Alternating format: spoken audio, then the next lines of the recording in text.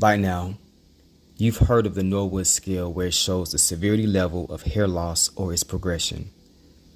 What if I told you that the Norwood pattern has more to do with hair growth than loss?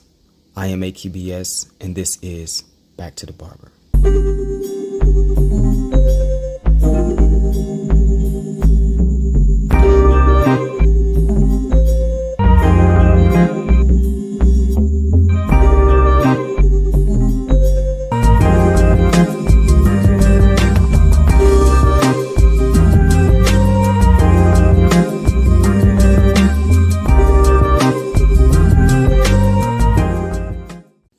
Let me get right to the point.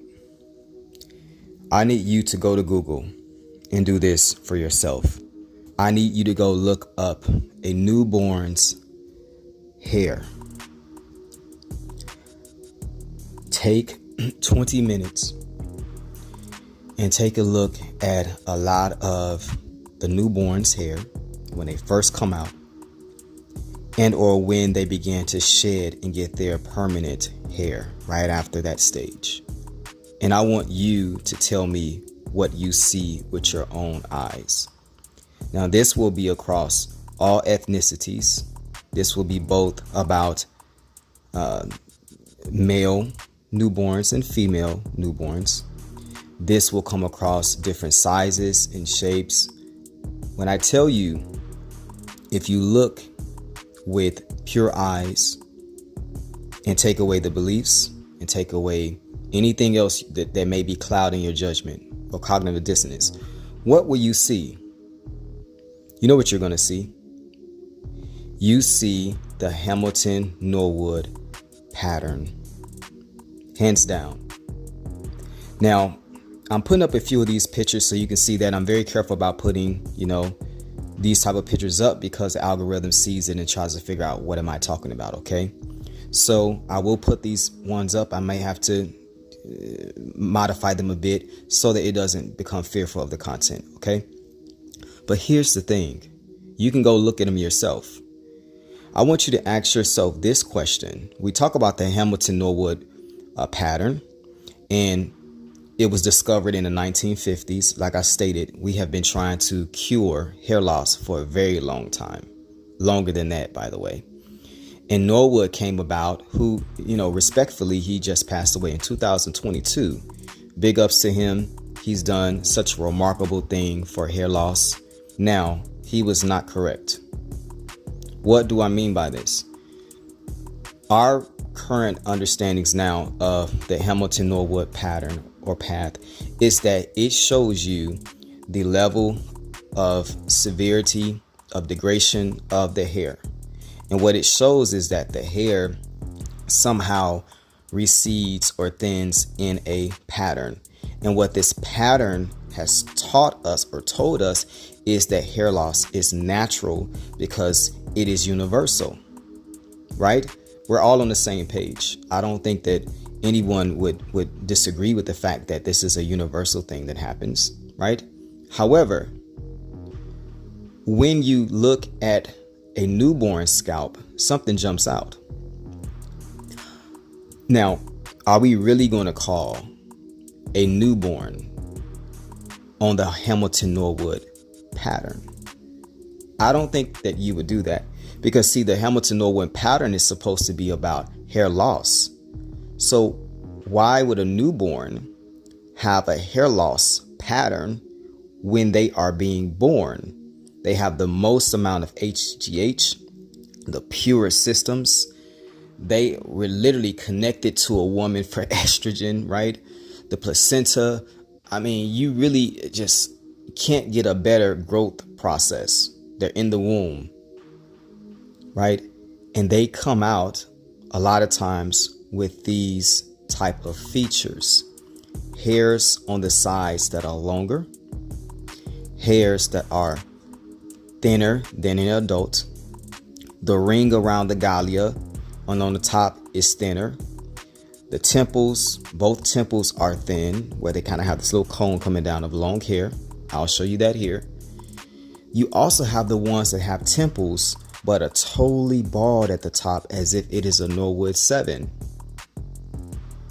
how did we come up to the conclusion that the Hamilton-Norwood pattern is about hair loss when babies are showing you that it's actually about the hair growth pattern of humans? What do I mean by that? What I'm showing you is Hamilton-Norwood pattern is showing you what occurs in the womb, but instead of the hair growing, the hair loss pattern is reversing its growth pattern. The conditions causes the natural hair pattern of the Hamilton-Norwood pattern of growth to reverse itself. So you're thinking that you have hair, and the Hamilton-Norwood pattern is showing you that hair is being lost or thinning or hair fall. What's actually occurring is you grew hair, the reverse of the Hamilton-Norwood pattern. Once it became full, you did not see the Hamilton-Norwood pattern, which is actually just a human growth pattern.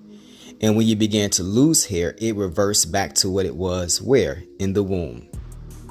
So while we are stating that this is a hair loss pattern problem, we are actually seeing how the hair starts to grow. It grows in the Hamilton-Norwood pattern. And why do I say that? Hair grows with the least resistance. That means that the hair on the crown and the hair on the sides have the least resistance. They have the best conditions for hair growth. This is also why when you see just normal everyday women, not the ones with omega scalps that hair goes down their back, just normal everyday women, you will notice that they still have thinning in the temple areas. You will notice that a lot of times they would have their line up back a little bit. And if you were to go put your hands in their hair, respectively, if it's your wife or girlfriend or mother, sister, right, and it's appropriate, you would notice that the hair in the crown is thinner. You would notice that the hair on the neck is thinner a lot of times. This means that the Hamilton-Norwood pattern is actually just a human growth pattern that both males and females have, but it is the DHT and or the androgen that causes men to have more severe hair loss. Because when women have estrogen loss through menopause or other problems or some sort of immune responses that magnify or accelerate DHT conversion, they will begin to show this pattern, but you never see it quite as strong as the male pattern, simply because they do not have enough DHT to cause that. But if I were to take a DHT pill and place it in my daughter's milk in the morning, right? Or some woman were to get a shot of DHT in her veins, simply saying, what would happen is she will begin to grow hair on her face and the hair on her head will begin to get thinner.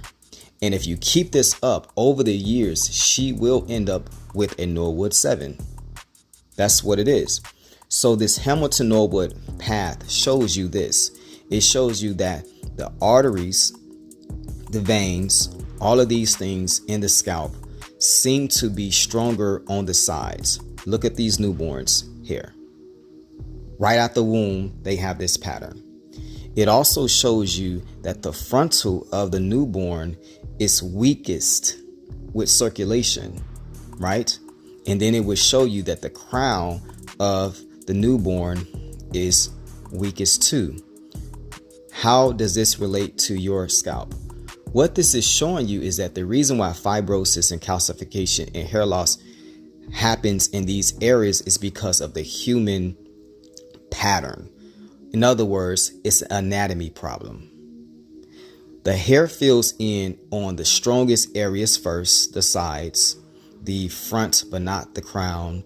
And it kind of fills in those areas first. And when it gets into a point where there's so much human growth being circulated, when the nutrients and vitamins are circulating, then it fills in the harder areas. It goes the strongest areas first, and then it goes, and then that flow of vitamins, circulation, blood, whatever you want to call it, flows into the less circulated areas. They go last. This is why those areas go first with hair loss when it comes to you. You're not fighting against a male pattern balding or androgens that just target the temples, or they target the frontal, or they target the crown. And when they said these things, I've always tried to figure out, how can DHT just target the crown? Then they had to come up with some reason. Oh, because it's DHT sensitive. It's not. Because if you go Norwood 7, like myself, you would actually notice that the hair on the sides also too are onslaughted by DHT. I've lost hair on the sides too. Unfortunately, I have. And if you are very honest with yourself and you have severe hair loss, you will notice that too. So now what? Are we saying that it doesn't, guys, it doesn't make sense. You lost hair on the top. You did lose hair on the sides. And if you haven't lost hair on the sides, it's because you still have a strong bunch of hair at the top. If you get Norwood 7, grow your hair out on the sides, and you go get a microscope, and I'll tell you, you're going to see closed follicles. That's just facts. I wish it wasn't that way, but it is that way. But the babies show you that this is a human growth pattern. It is not about hair loss at all. It shows you what is the strongest pattern of hair growth. It's going to grow in the strongest areas first, and then it is going to fill in the secondary areas after the primary areas are doing very good. Hair grows like moss. The more hair you have, the more hair you have. You would think that the more hair you have, the more struggle you will have with circulation. But actually it works like a root system. The more hair you have, the more hair, the more hair, the more hair. The less hair, the less hair, the less hair. It's almost as if hair is dependent on each other for this circulation, these hormones. I call it a baton passing between each one. So the less hair you have, and when that hair is under stress, it sends signals to the other hairs to close shop. This is why the most strongest, beautiful hair you see, it's like, God, man, how can you even, circulate all of that? But actually, the more hair you have, the more this bunch demands from the body. It's actually better. The less hair you have, the more hair falls. Now, this analogy I want to give you as I walk away from this is a pretty simple one. You ever went outside and it's 102 degrees, right? And you can pour water on the actual ground and you can see steam. And if you notice that this steam will steam up and then the water will evaporate. But where does it evaporate first? It always evaporates on the edges of the actual pond or little water you put there first. And it would evaporate, and then at the end of the day, you would see like a little dot and it would evaporate. Now I want you to look at your hair. Frontal fibrosing, it's just evaporation of hair. It's not evaporating actually, but the point is what's happening at everywhere is just very hard for the edges of your hair to deal with it. And it has been always that way because look at the newborn. So Hamilton-Norwood, he was right about the categories of hair loss, but he was not right about what it really is. It's the human growth pattern that has reversed because the conditions of hair growth have reversed. So that's my video for today. Hopefully something here has helped you to halt hair loss and to restore it. If so, hit the like or subscribe. If not, give another video a chance. I am pretty sure you'll find something interesting. But if I can do it, you all can do it too. Let's get you back to the barber.